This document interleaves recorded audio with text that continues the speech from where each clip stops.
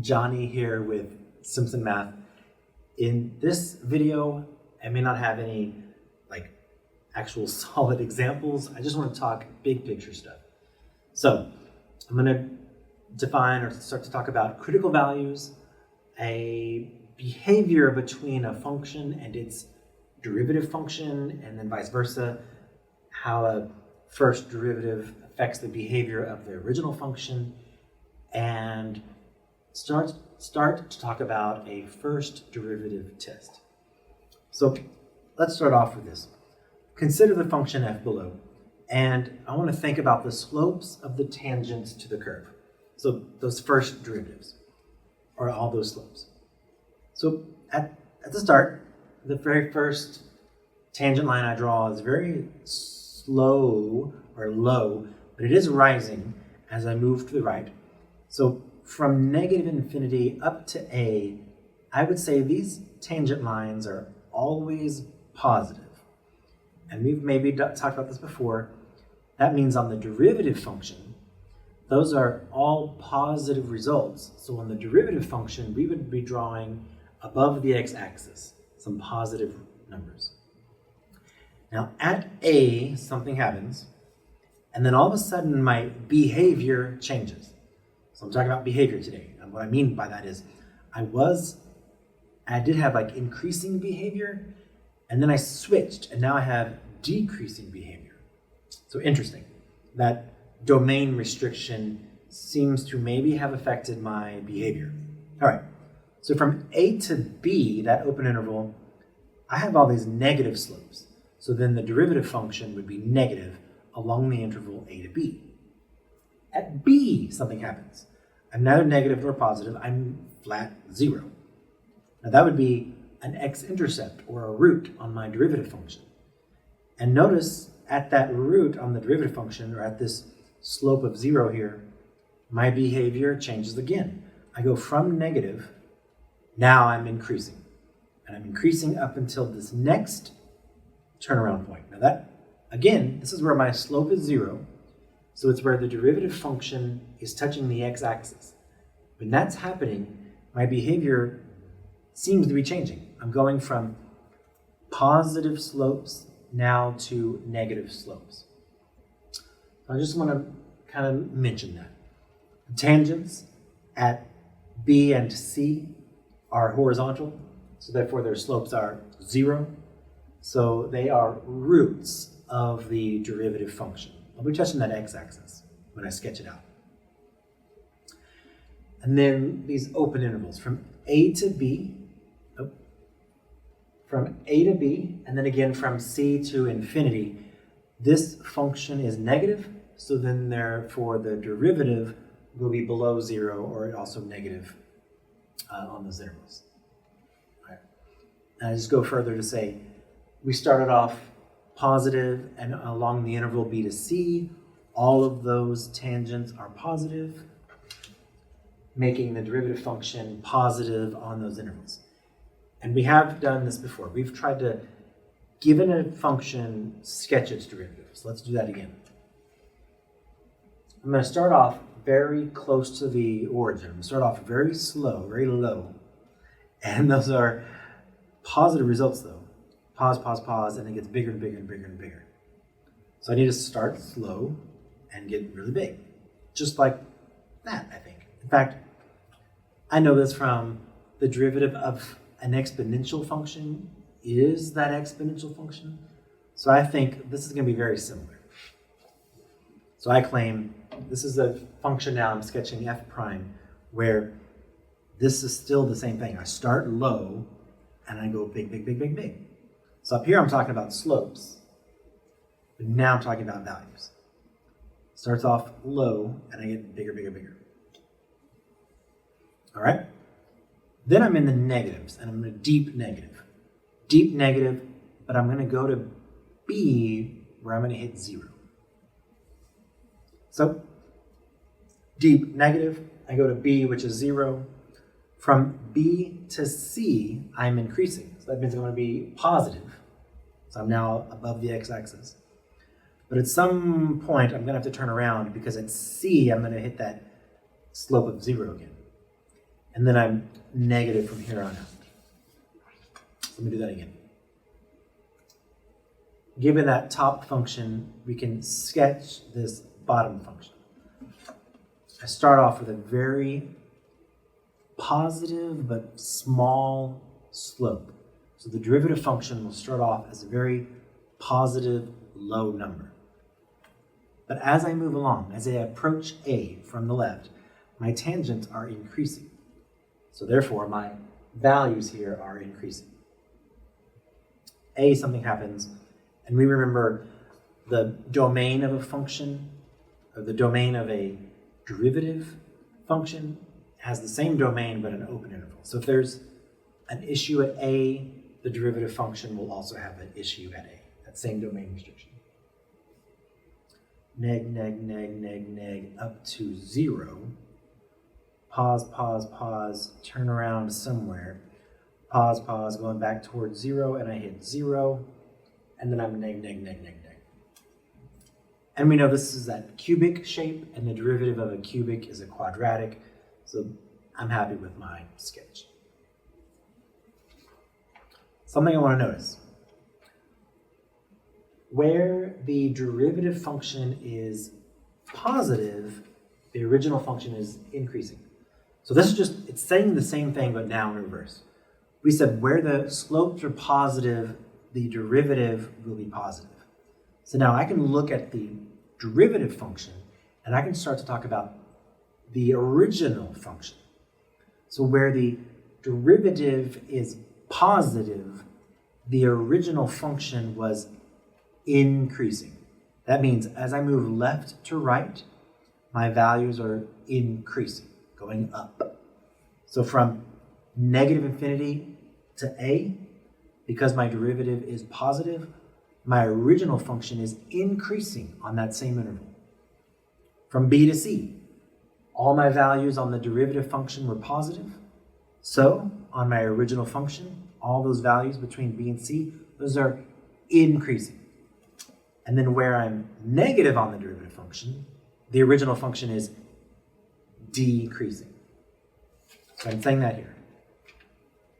Notice, where the derivative is positive, the original function was increasing, and where the derivative was negative, the original function is decreasing.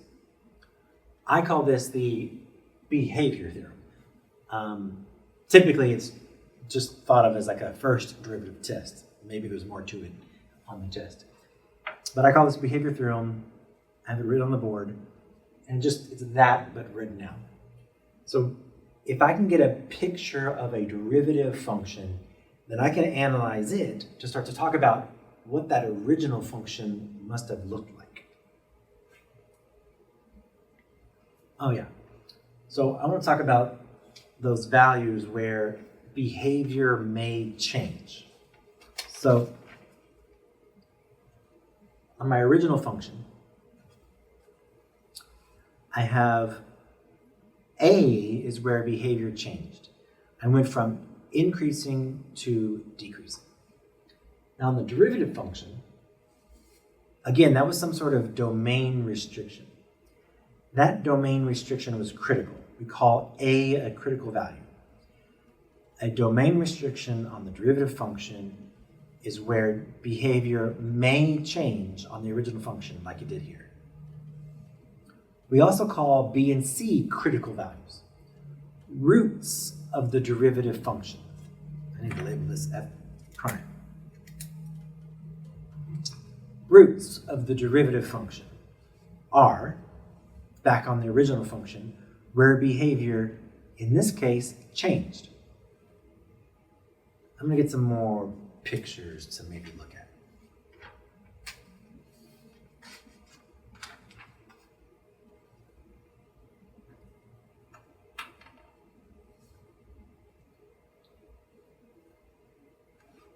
All right, so there's clearly on these two functions, they're different functions, there's something wrong at A where it's just undefined. A is undefined. On the first example, we have a change in behavior. I go from increasing to decreasing, like my previous example. But notice, on my next example, just because I have a domain restriction does not mean I'm changing behavior, because I always increase on this function. This function here is always increasing.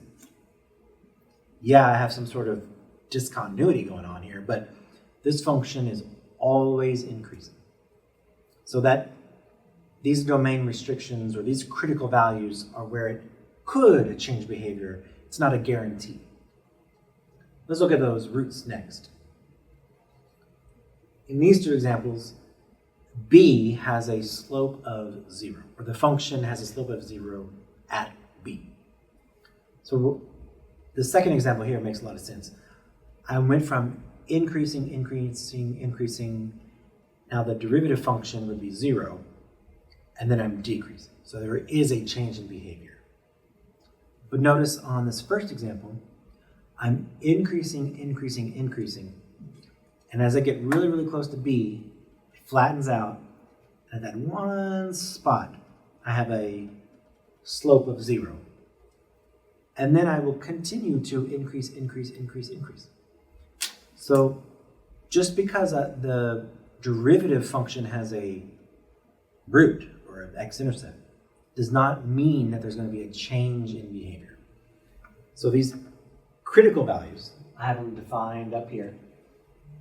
They are any roots of the derivative function where the slopes are 0 of the original function, or domain restrictions on the derivative function. We call those critical values, and it's where this behavior may change. This increasing, decreasing behavior may flip around, may change. All right. So far I've talked about critical values. Those are roots and domain restrictions on the derivative function. And that means they are places where the original function may have a change in behavior. And then behavior theorem, which is just, you can look at the derivative function and see if it was positive, then the original function is increasing. If the derivative function is negative, then the original function was decreasing. Okay, let's kind of like put it all together and show you the goal of what's going on here. I want to sketch this function, y equals x times the natural log of x, using calculus. So we always, when we start to graph a function, no matter what class you're in, probably the first thing you do is you look at the domain. So I'm going to create a little checklist here. And the first thing I want to do is look at domain.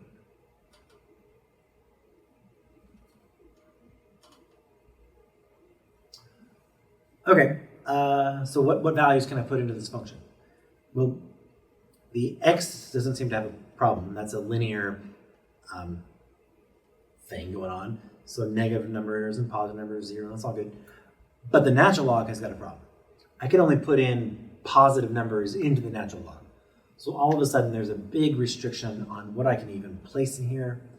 I claim the domain would be the open interval 0 to infinity.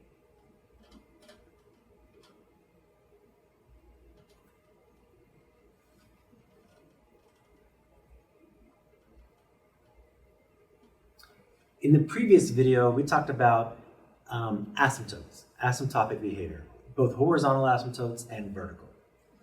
So I wrote down horizontal first, and that is we evaluate the limit on the far end. Now I can tell the left end doesn't make any sense. I'm not going to be approaching negative infinity. But if I were to evaluate the limit as x approaches infinity, direct substitute infinity times the natural log of infinity, this thing is going to infinity, so I'm rising on the right.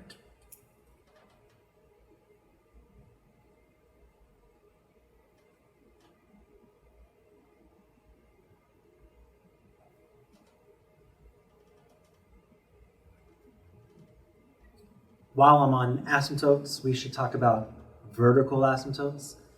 These occur at domain restrictions. I've already talked about all these positive numbers are fine. The only issue would be as I approach 0, what's going on? So I should evaluate the limit as x approaches 0 from the positive side and see what's going on. pause the video. I'm gonna do it real quick. Let's.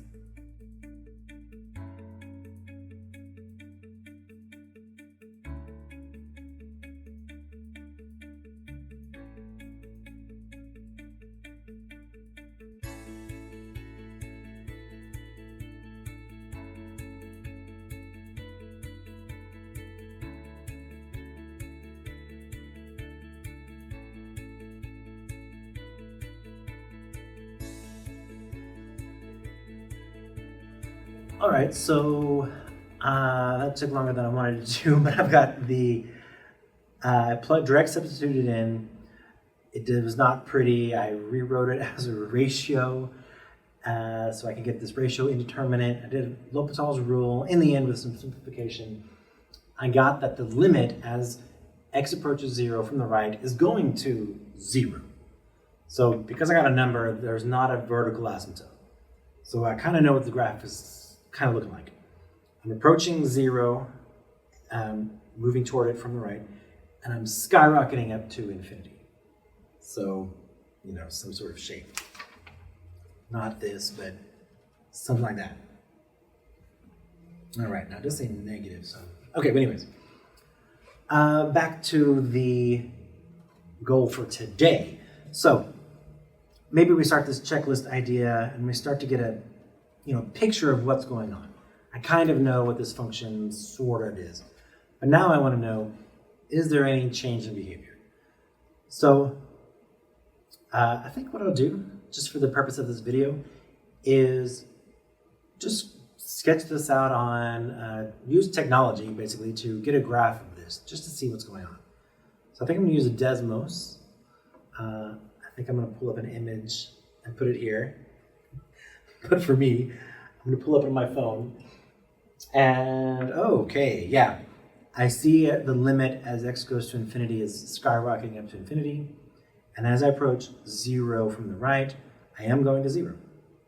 But it has this weird thing going on. And the goal behind today's little video is that change in behavior, increasing, decreasing behavior. So this function starts off decreasing. And then before I get to a half, I change behavior. I change and then start to increase forever. I have one change in behavior. That change in behavior will occur at a critical value. Critical values are domain restrictions and roots. Okay, I don't have any domain restrictions here. So I'm going to find the first derivative of this function. I am then going to find the root of that function. Solve for x.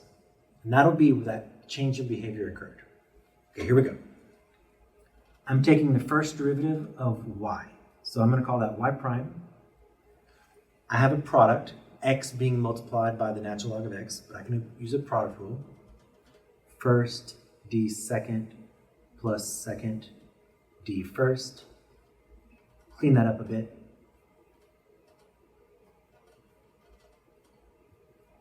Oh, hey, I know that graph. The first graph, I don't know. It's x times the natural log of x. I'm not sure what it looks like, other than using technology. But here, I know this. The natural log of x, I graphed earlier, it's just that shape, but it's been shifted up 1. So I can do a little bit better job. Natural log normally hits 0 at 1, but we're going to move everything up a little bit.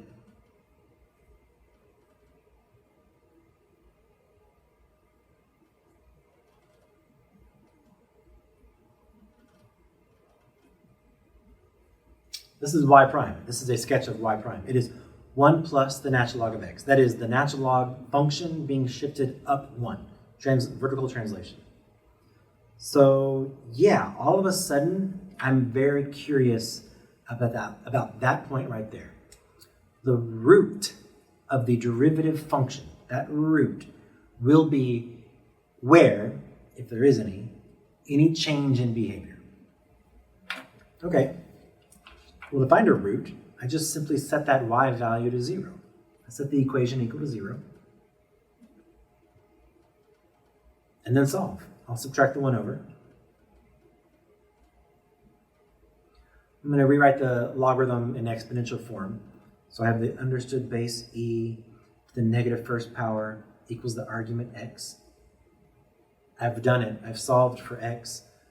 I'm just going to call that 1 over e, reciprocating. And just for graphical purposes, visualization purposes, I'll give it a decimal approximation. E is about 2.7, so I'm going to call it 1/3, grossly rounding here. Now that's where that function is changing behavior. I was going negative.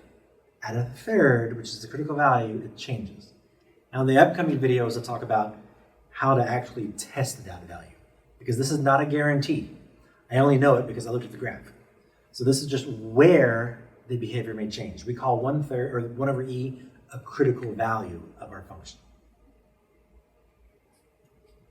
I think that's all I want to say. So I'll end it there. See you in the next video.